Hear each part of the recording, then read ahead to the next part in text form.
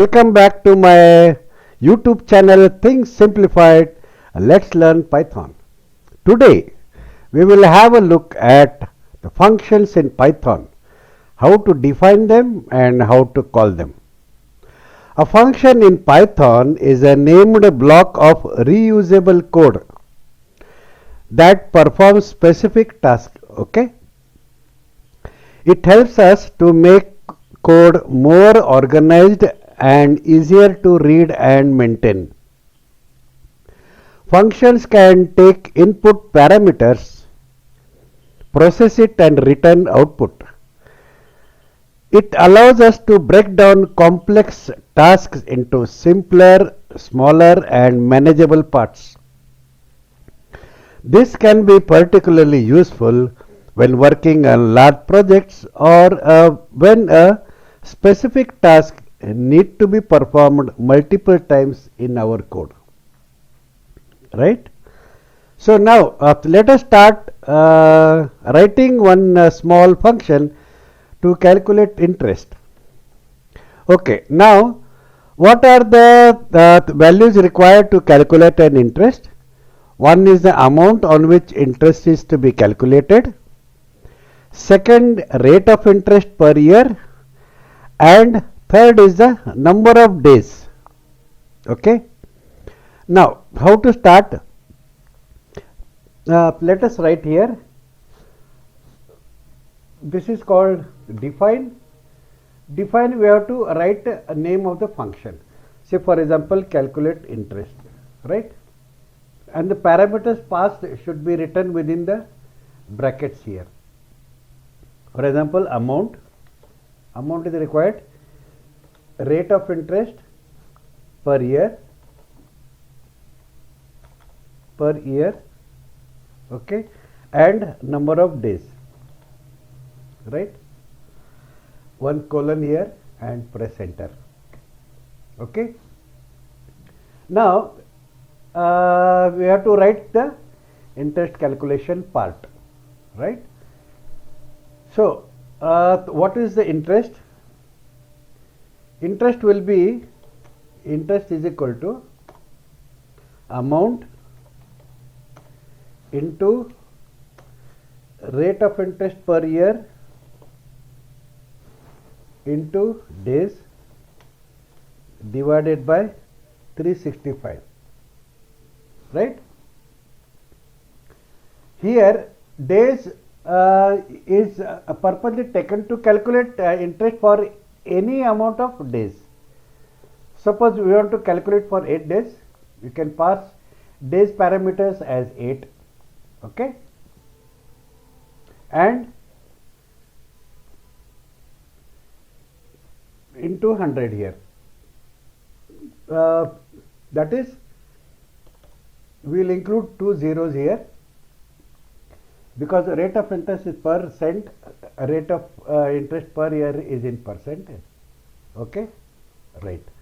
Now we will have one return statement which will return this interest calculated to the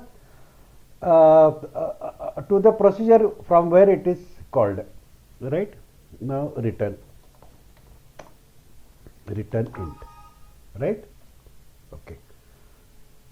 Now we will write one procedure wherein we could calculate and return this interest. So how to call it? Calculate interest,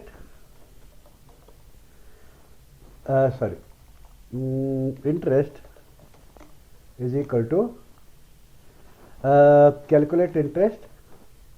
Suppose we want to the amount is 1 lakh rupees, okay, interest rate is 12%, just mention 12 here, okay. The rest all things are taken care by the function, by the expression there, okay. Now number of days, suppose for example 30 days, okay. Now we will print this interest, print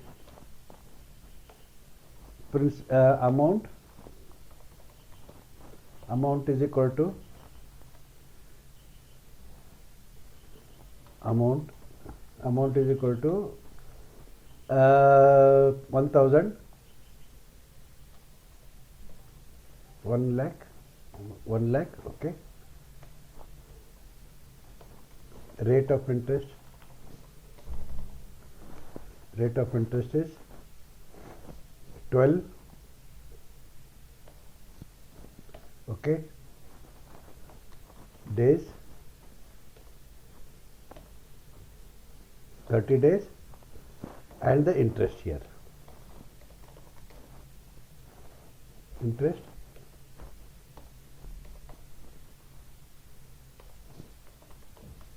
yes, this is the variable which we used it here. Okay, here. So now let us print this. Let us check this. Okay. First of all, we have to save this. Save as. We'll call it as calculate interest.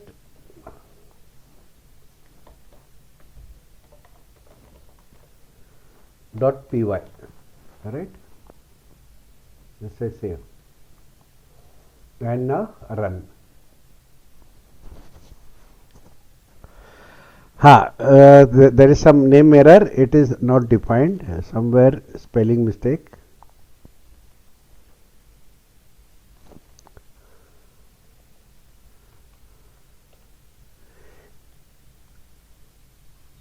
Interest. Right? Save again and run.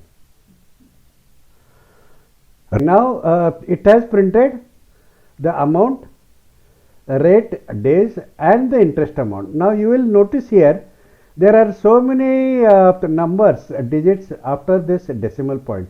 So what if we want to restrict the number of decimal places after the interest?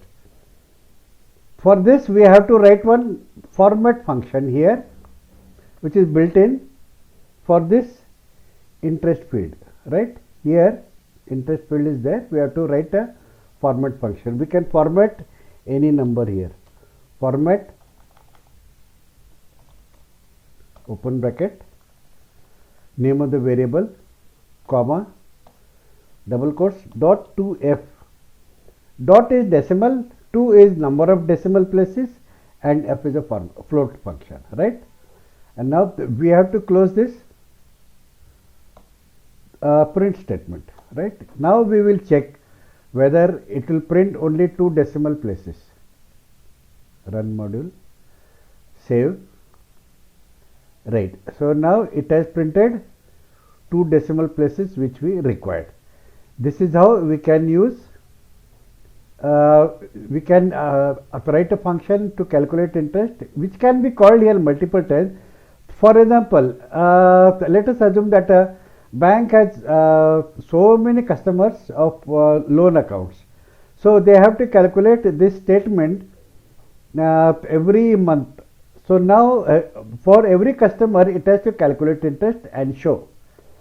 So here this we have to define only the function only once, and it can be called any number of times here for every customer, right? So this is how we can take advantage of a function.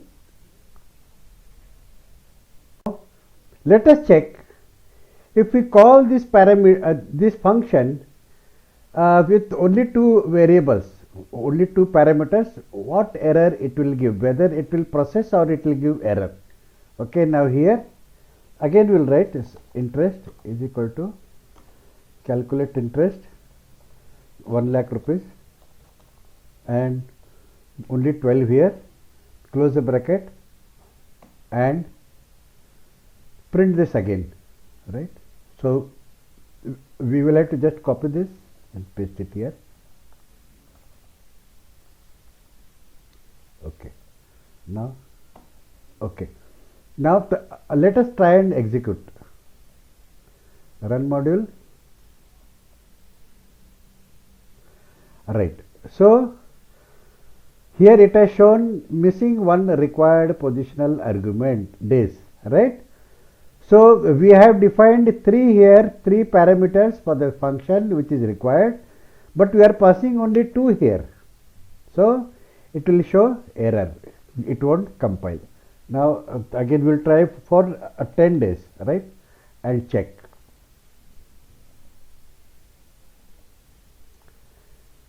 Right, so the interest is calculated for 10 days only here, right? The above was for 30 days, right? This is how we have to write a function. Now what if we do not know how many arguments we are going to pass into a function? Okay, we can just add star and the argument. For example, now let us define another function, check arguments. Okay, right?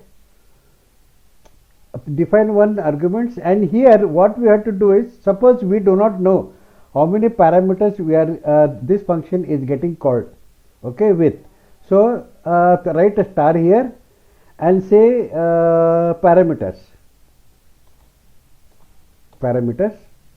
close the bracket here, define this function. Okay, now print.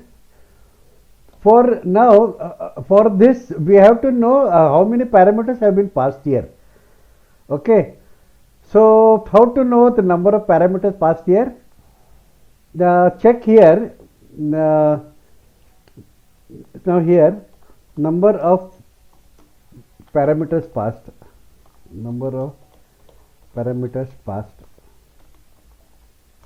is, okay, length, find the of this variable parameters. Okay, close the bracket, press enter. Now it will print a number of parameters here, and we can access the individual parameters by using an index. Say for example, print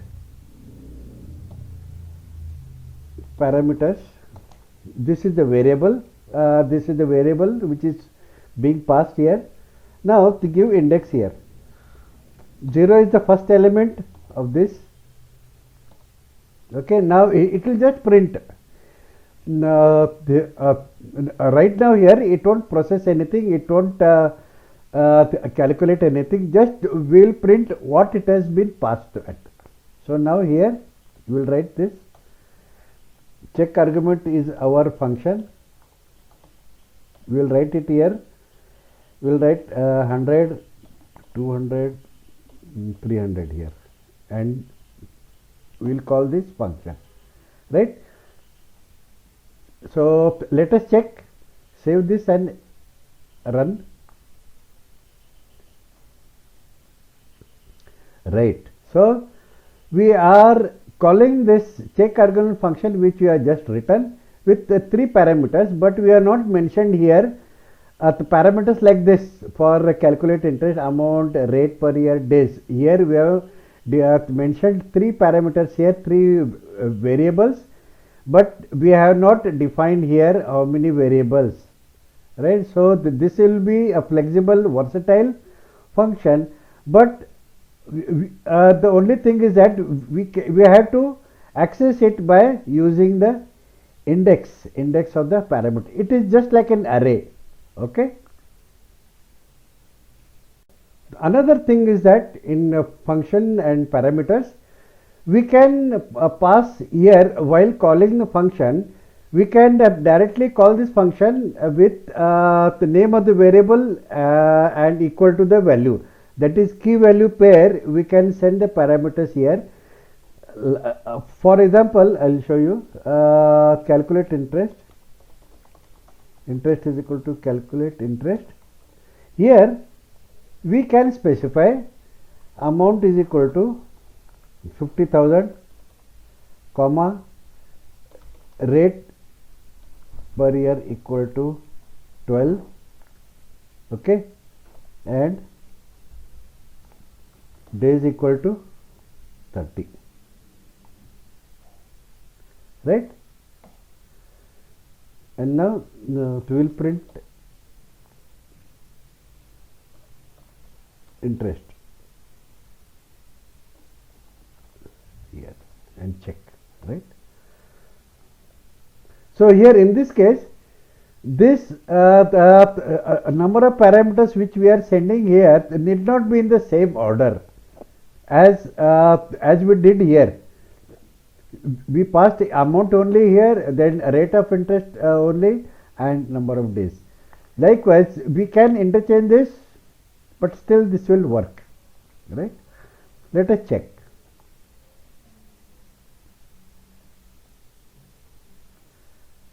Right. So here the interest, it has printed interest. 30 days, this is for 50,000 rupees. Okay. Now here let us try to call with different order here. Interest is equal to, calculate interest. We will say rate per year is 12, right? Amount is 50,000, right? And days is equal to 30. Then we will print and check interest whether it has calculated correctly. It should print interest like 493.15, right? Okay. Let us check and confirm whether this value equal to key will work, right? Now it has worked. Same interest has been calculated, even if we have passed here not the parameters not in the order defined by the function. And while passing parameters also, we can know which parameter we are passing. Now let us comment out these lines. Now one more important thing about function parameters is, suppose we do not pass this one parameter, suppose we do not pass, we can give the default value. Say for example, default will be 10 days, right? So now if we are passing the third argument, it will be taken as this 30 actual value. Now suppose we do not pass this third argument, then by default this function cal interest will take days as 10 by default. Okay. Now let us check. Now otherwise this should have given error, right? Now since we have defined the days default value, then this is not necessary, because it will take the default value and calculate, right? Now let us check by compiling, by the running this, right? So it has done it. It has taken default as 10, right? Okay. Thanks for watching. If you found this video useful and informative, make sure to like the video, to show your support. Leave a comment below to share your thoughts and ask questions. Subscribe to our channel for more valuable content. Hit the bell icon to never miss an update. Share this video with friends who might need it. If you encountered any issues or have any problems, please let me know in the comment section. I am here to help.